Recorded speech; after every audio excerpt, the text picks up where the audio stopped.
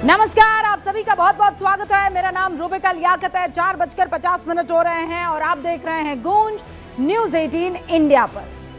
लोकतंत्र में सबसे जरूरी चीज क्या है? चुनाव सुधार, जिस पर लोकसभा में करीब 12 घंटे 58 मिनट की चर्चा हुई। 60 से ज्यादा सांसदों ने इस मुद्दे पर अपनी बात कही। विपक्षी सांसदों ने बीते एक साल से जो सवाल चुनाव आयोग के ऊपर और चुनाव आयोग पर उठाए थे, वही सवाल और उन्हीं सवालों की झड़ी लोकसभा में भी लगाई गई। और इन सवालों के सिलसिले के करीब 11.5 घंटे बाद सवालों का जवाब देने के लिए खड़े हुए गृह मंत्री अमित शाह। क्योंकि सवालों की लिस्ट लंबी थी तो जवाब का सिलसिला भी करीब 92 मिनट तक चला। विपक्ष का सबसे बड़ा सवाल क्या था कि चुनाव आयुक्तों की नियुक्ति करने वाली समिति से देश के मुख्य न्यायाधीश को क्यों हटाया गया। गृह मंत्री ने कहा, भारत में आजादी से लेकर 2 मार्च 2023 तक चुनाव आयुक्त की नियुक्ति के लिए कोई कानून था ही नहीं। देश में मुख्य चुनाव आयुक्त और चुनाव आयुक्त की नियुक्ति प्रधानमंत्री की सलाह पर राष्ट्रपति किया करते थे। दिसंबर 2023 में सरकार ने चुनाव आयुक्त की नियुक्ति के लिए कानून बनाया और इस कानून के तहत नियुक्ति के लिए समिति बनी, जिसमें प्रधानमंत्री, नेता प्रतिपक्ष के साथ एक कैबिनेट मंत्री शामिल हुए। यानी ये 3 लोग अब देश के मुख्य चुनाव आयुक्त और 2 अन्य आयुक्तों का चुनाव करेंगे। देश के मुख्य न्यायाधीश ना तो पहले चुनाव आयुक्त की नियुक्ति प्रक्रिया का हिस्सा थे और ना ही अब हैं। ये सिर्फ तत्कालिक व्यवस्था थी जो मार्च 2023 से दिसंबर 2023 तक लागू रही, क्योंकि तब कानून नहीं होने की वजह से सीजेआई की अध्यक्षता में सीईसी और चुनाव आयुक्त की नियुक्ति हुई। राहुल ने सवाल पूछा, राहुल गांधी की तरफ से एक और सवाल पूछा गया कि ईसी को पूरी कानूनी इम्यूनिटी जो है वो क्यों नहीं है। जो ये कानूनी इम्यूनिटी है, पूरी कानूनी इम्यूनिटी, वो क्यों है? गृह मंत्री ने बताया कि representation of the people act 1951 में ही ईसीआई के अधिकारियों को इम्यूनिटी मिली है, हमने इसमें कोई रद्दोबदल नहीं किया है। विपक्ष के सवाल ये भी थे कि 45 दिन के अंदर सीसीटीवी फुटेज डिलीट करने का प्रावधान क्यों रखा गया है। मतलब 45 दिन तक आप कर सकते हो, उसके बाद उसे डिलीट करना होगा। अमित शाह ने कहा कि 1951 से ही यह कानून है कि चुनाव से संबंधित कोई भी शिकायत चुनाव परिणाम के 45 दिन के भीतर करनी होगी। इसके बाद दावा नहीं किया जा सकता, क्योंकि 1951 में सीसीटीवी नहीं हुआ करता था। तो जब सीसीटीवी का इस्तेमाल होने लगा तो उसे भी 1951 के कानून के तहत जोड़ दिया गया। इसीलिए 45 दिन की बाध्यता आती है। अगर किसी भी सीट या बूथ का मामला कोर्ट में है तो सीसीटीवी फुटेज सुरक्षित रख लिया जाता है। विपक्ष ने ईवीएम के आर्किटेक्चर बताने की मांग की तो गृह मंत्री ने कहा कि ईवीएम का इस्तेमाल लंबे ट्रायल के बाद 2004 में शुरू हुआ। इसके बाद भी अगर कोई शिकायत है तो चुनाव आयोग के पास शिकायत दर्ज करा सकते हैं। विपक्ष ने सवाल पूछा कि वोटर लिस्ट में एक ही नाम कई बार कैसे दर्ज हो रहा है, एक नाम 2 जगह कैसे दर्ज है। तो गृह मंत्री ने कहा कि पहले रिटर्निंग ऑफिसर मृत या डुप्लीकेट एंट्रीज वाले नामों को हटा सकते थे, लेकिन 2010 में मुख्य चुनाव आयुक्त ने इसके खिलाफ फैसला लिया। इसी प्रतिक्रियात्मक बदलाव के कारण मतदाता सूची में कुछ विसंगतियां या दोहरे नाम मौजूद हो सकते हैं। नेता प्रतिपक्ष राहुल गांधी ने फिर मांग की कि मशीन रीडेबल वोटर लिस्ट सभी पार्टियों को देनी चाहिए। इस सवाल का कोई जवाब नहीं दिया गया। हालांकि अब इन सवाल जवाब के बीच विपक्ष को सबसे ज्यादा परेशानी 2 बातों से है। कथित तौर पर पहली तो गृह मंत्री सहित सत्ता पक्ष के सांसद हर बात में पंडित नेहरू को क्यों घसीट लाते हैं। इस आपत्ति पर हमें 2 दार्शनिक और राजनीतिक शास्त्र के प्रकांड विद्वान की बात याद आ जाती है।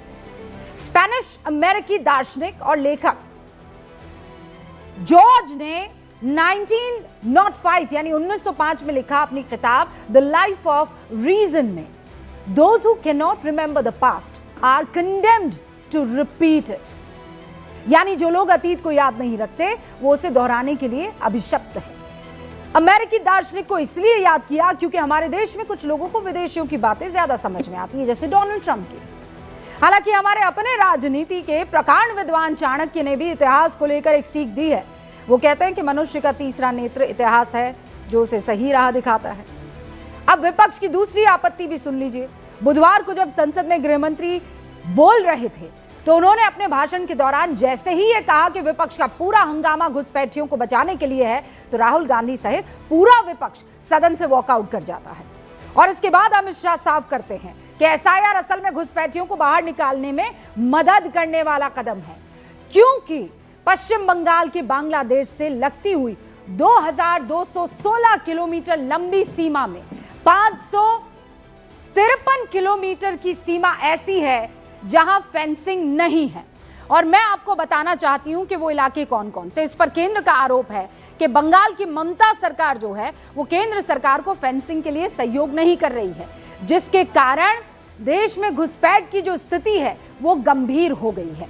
अब ऐसे में सवाल है कि एसआईआर कैसे घुसपैठियों की पहचान जो है उसमें मदद कर सकता है। ये वो सारे इलाके आपके सामने हैं। देखिए, यहां से घुसपैठ होती है, ये भारत की तरफ पूरा का पूरा यहां से घुसपैठ होती है।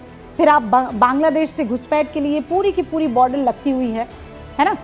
और ये बॉर्डर कितनी है? 4996 किलोमीटर की भारत के साथ जुड़ती हुई। फेंसिंग नहीं है, कितने में? 553 किलोमीटर की फेंसिंग नहीं है, पोरस है वो, और वहीं से कहीं ना कहीं घुसपैठ हो रही है। लेकिन केवल बांग्लादेश से ही लोग नहीं आ रहे। एसआईआर में ये नियम है कि जिनका नाम 2003 के बाद वोटर लिस्ट में जुड़ा है उन्हें अपने माता पिता का voter ID number SIR form में लिखना होगा। अगर किसी के माँ बाप का नाम 2003 से पहले की वोटर लिस्ट में दर्ज है, यानी उसकी नागरिकता पर कोई संदेह नहीं किया जा सकता। लेकिन जिसका नाम 2003 के बाद जुड़ा है और उनके माता पिता का नाम वोटर लिस्ट में नहीं है, तो उसे एसआईआर के दौरान अपनी नागरिकता के सबूत देने होंगे। और इसीलिए आज ये बड़ा सवाल उठ खड़ा हुआ है कि एसआईआर करना जरूरी है कि नहीं है। एसआईआर की प्रक्रिया को वोटर लिस्ट का शुद्धिकरण कहा जाए कि ना कहा जाए। मैं शुरू कर रही हूं आज की स्पेशल डिबेट। सारे खास मेहमान हमारे साथ जुड़ चुके हैं, क्योंकि बार बार ये कहा जा रहा है विपक्ष की तरफ से कि ये कहीं ना कहीं भारतीय जनता पार्टी के साथ मिलकर चुनाव आयोग कुछ गड़बड़ी और धांधली करने की कोशिश कर रहा है। और दूसरी तरफ सरकार की तरफ से कहा जा रहा है कि एसआईआर वो जो डिटेक्शन है, फिर डिलीशन है और फिर डिपोर्ट करने वाली जो प्रक्रिया है उसी को आगे बढ़ा रहा है। चलिए इसी मसले पर शुरू करते हैं गूंज। सारे खास मेहमान हमारे साथ जुड़ चुके हैं।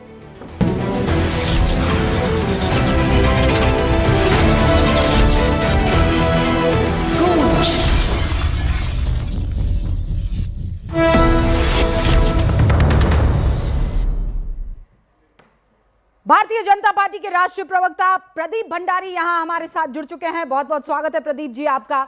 राजनीतिक विश्लेषक, कांग्रेस का पक्ष रखने के लिए पंकज शर्मा जी हमारे साथ यहां पर जुड़ चुके हैं। पंकज जी आपका भी बहुत बहुत स्वागत है। समाजवादी पार्टी के राष्ट्रीय प्रवक्ता धर्मेंद्र यादव जी हमारे साथ यहां स्टूडियो में जुड़ चुके हैं। धर्मेंद्र जी आपका भी स्वागत है। जेडीयू के राष्ट्रीय प्रवक्ता डॉक्टर संजय कुमार जी यहां स्क्रीन पर आपको इस वक्त दिखाई देंगे आपसे कुछ ही मिनट में। संजय कुमार जी भी हमारे साथ जुड़ चुके हैं। बहुत बहुत स्वागत है सर आपका। वरिष्ठ पत्रकार सतीश केसिंग साहब भी हमारे साथ जुड़ चुके हैं और हम इंतजार कर रहे हैं समीर चौगांवकर जी का, जो कि वरिष्ठ पत्रकार है, वो आपसे कुछ ही देर में हमारे साथ जुड़ने वाले हैं।